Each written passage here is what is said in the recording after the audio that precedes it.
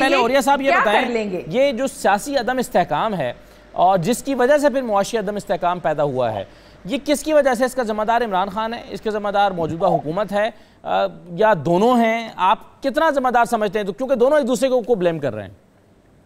देखिए, पहली बात तो ये है कि अगर कुछ शख्स ये समझता है कि फलां जिम्मेदार है या फलां जिम्मेदार नहीं है, तो ये मेरे ख्याल है उसको माशी सूरत पाकिस्तान की सियासत से भी ना आता है। ये सारे का सारा मिलके एक चला हुआ है एक रास्ता, और 1988 से ये गाड़ी जो है ये ड्रेल होनी शुरू हुई है। आपको पता है 1988 में कितना करता था? $2.25 अरब रुपया, $2.25 अरब मैक्सिमम। जब बेनजीर को मेरा था मैक्सिमम, जब बेनजीर को मेरा था उसके अगले दिन अगले साल जो है 8.5 से $9.25 अरब पे चला गया। चलो इन बाकी सालों के हिसाब कर लेते हैं। $138 अरब में से हम हिसाब कर लेते हैं भी थोड़े सा हिसाब। 4 अरब रुपए का मोटरवे निकाल दें, 1.5 अरब का तरबेला मंगला निकाल दें, तरबेला का 3-4 अरब रुपया उसको भी लगा लें, तो बाकी कहां चला गया? किस जगह गया? कहां गया? 70 साल की लुटिया डुबोई गई है। पाकिस्तान में जिस वक्त जुल्फकार अली भुट्टो हुकूमत छोड़ के गया था तो $1 अरब भी नहीं था। पाकिस्तान में 1947 में जब अंग्रेज जहां हुक्मरान था, $1 का कर्जा नहीं था। $1 का। अंग्रेज हमारे बाप का रिश्तेदार नहीं था कि जो कर्जा लेके हम पे खर्च करता। दुनिया का बिगेस्ट इरिगेशन सिस्टम जहां बना, दुनिया का बिगेस्ट रेलवे सिस्टम जहां बना, दुनिया का बेहतरीन जो है वो उसका डॉक का सिस्टम जहां बना, कॉलेज बने, स्कूल बने, अकेली माल रोड नहीं बनती इनसे दोबारा अगर आप चाहें तो। क्या कहां आई नाइली? आप 70 साल को, और आप तो गिन लो, मैं तो कहता गिने 70 साल गिने और 3 साल को भी इसके साथ गिने और लटका दें सबको, फिर सबके सबको। ये नहीं हो सकता कि मैं तो कहता हूं सिर्फ पाकिस्तान के टेलीविजन को सिर्फ ये चलाना चाहिए कि एक तरफ शर्त चलाएं। जब खान साहब आए थे, ये पीछे वाले छोड़ के गए हैं, और इनकी भी साथ रिपीट करते जाएं, आपको बड़ा मजा आएगा। आपको कोई और प्रोग्राम करने की जरूरत नहीं पड़ेगी। मसला सारा यह है कि कंसेंसस ही नहीं है पाकिस्तान के बारे में, पाकिस्तान की सोच ही नहीं है।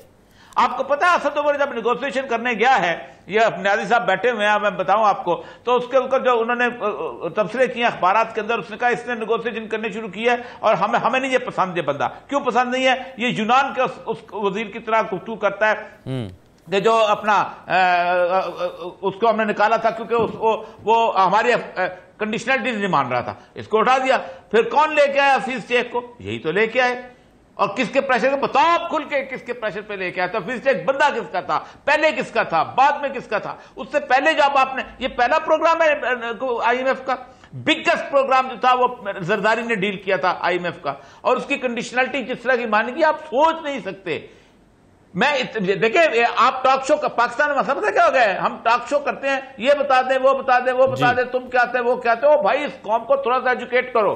ठीक, आप मुझे ये बताइए, अब तक कल जरदारी साहब ने तकरीर की है कि हम रिफॉर्म लेके आना चाहते हैं। प्रेस में किसी एक साफी ने पूछा क्या रिफॉर्म लेके आना चाहते हो, बताओ तो सही।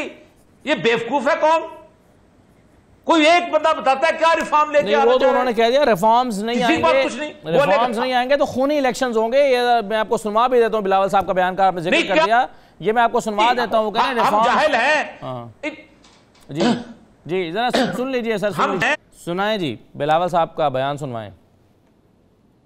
एक धमकी दी गई कि हम फौरन इलेक्शंस माने या मार्शल लॉ होगा। ये धमकी एक हुकूमत का वजीर ने हमारा एक साथी के थ्रू मुझ तक पहुंचाया, और मेरा ख्याल ये है जबकि वो स्ट्रैटेजी अदम एतमाद को नाकाम करने के लिए था, पोलराइजेशन और डिवाइड जगह जगह नजर आ रहा है। COD अपनी जगह, COD2 अपनी जगह। अगर हम एक बेसिक कोड ऑफ कॉन्डक्ट पे सारे सियासी जमातें अगले इलेक्शन से पहले अग्री नहीं होते हैं, तो फिर मैं इस हाउस के सामने क्लियर करना चाहूंगा कि हमारा अगला इलेक्शन खूनी इलेक्शन होगा। हमारा अगला इलेक्शन खूनी इलेक्शन होगा अगर रिफॉर्म्स नहीं लाई गई। और आप कह रहे हैं कि वो रिफॉर्म्स क्या हैं जो लेकर आनी है, तो उसमें 2-3 तो मोटी मोटी चीज़ें सर, ओवरसीज पाकिस्तानियों के वोटिंग का को डिसाइड करना है, उसको उस पर जो है वो ये EVM का मसला हल करना है, और उसके अलावा कुछ हैं तो वो आप सवाल की सूरत में मौजूद हैं, बिल्कुल हमें मालूम नहीं है। न्याजी साहब ये बता दें कि जो आपने जो कर्जे लिए, ये शाइस्ता साहबा का सवाल है, उससे आपने क्या किया? जो आपने तारीखी कर्जे पाकिस्तान में लिए हैं उससे एक ईंट नहीं लगाई, किया क्या? देखिए, सबसे पहले आप रिकॉर्ड उठा के देख लें कि हमसे पहले कितना बजट जो था वो ये टैक्स कलेक्शन थी, और उस टैक्स कलेक्शन के ऊपर जो हमने डायरेक्ट टैक्सेशन पे कितना काम हुआ। आपने लास्ट कई दहाइयों से ना तो आपने इकोनॉमी डॉक्यूमेंटेड की और ना आपने टैक्स पे तवज्जो दी। आप कर्जे लेते रहे, गले में डालते रहे कौम के, और वो डालते डालते हमें जब दिया गया तो आपके इल्म में है कि उस वक्त आपके पास रिजर्व कितने थे, ज़र मुबादला कितना था? 7 या 8 अरब डॉलर था टोटल मेरे ख्याल में, 7 भी नहीं था। अब देखें कि कर्ज जो इन्होंने कर्ज लिया था जिन वर्ल्ड बैंक से, IMF से, दूसरे ममालिक से, तो उनके वापसी के लिए भी आपके पास पैसे नहीं पड़े। तो ये कर्ज सबसे बड़ा जो मेजर चंक था, वो सबसे जो हमने कर्जा लिया कर्ज वापस करने के लिए। क्या मुल्क उस वक्त दिवालिया हो रहा था, उसको बचाने के लिए हमने जो स्ट्रगल की, आप रिकॉर्ड एक उठा के देख लें। एक एक चीज जो है वो हमने, मतलब आपके पास अब तो इनकी गवर्नमेंट है ना, बता दें कि ये जो कर्ज लिया गया था ये किधर गया, तो आपको नजर आएगा कि सबसे बड़ी जो रीपेमेंट जो आपने कर्ज लिया उसका हिसाब दिया जा सकता है, तो उसमें क्या किया? बिल्कुल दिया जा सकता है। मैं कहता हूं कि हमने तो कहा है ना कि हमने तो रीपेमेंट के लिए कर्ज वापस करने के लिए कर्ज लिया गया। दूसरा इन्होंने कहा हमने इकोनॉमी को उठाया। आप देखिए ये पाकिस्तान वाहिद मुल्क था जिसको आपने एक्सपोर्टर बनाना होना चाहिए था, आपने इसको इंपोर्टर बना दिया। हमने आज अल्हम्दुलिल्लाह जब छोड़ के गए तो पाकिस्तान कितनी एक्सपोर्ट बढ़ाई है इन्होंने, अपने अदवार में कितनी बढ़ाई थी। आप ये देखिए लार्ज मैन्युफैक्चरिंग इंडस्ट्री को कितना उठाया गया, कंस्ट्रक्शन इंडस्ट्री को कितना उठाया गया, टेक्सटाइल इंडस्ट्री कई दहाइयों के बाद दोबारा उठी। आप मुझे बताएं हमने जो फिस्कल डेफिसिट था उसको कितना कम किया, करंट अकाउंट्स को हमने कितना बेहतर किया, अपने अखराजात कम किए इन्होंने कितने, इन्होंने अब दोबारा फिर वही अपने अल्ले तल्ले जिन्हें बोइंग्स पे जा रहे हैं, ब्रिटिश एयरवेज पे पूरा टब्बर जा रहा है।